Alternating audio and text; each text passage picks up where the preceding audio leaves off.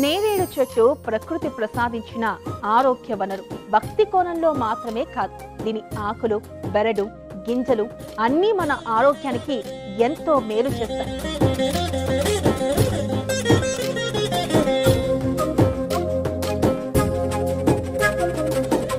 ఈ దేశానికి జంబూద్వీపే అన్న ఆ నామం రావడానికి మూల కారణం దేశమంతా వ్యాపించి ఉన్నటువంటి ఈ నేరేడు చెట్టు.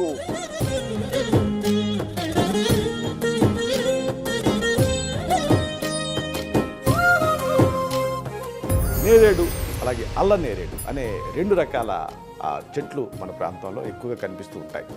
వేల సంవత్సరాల నుంచి ఆయుర్వేదంలో దీనికి ప్రత్యేకమైన స్థానం ఉంది.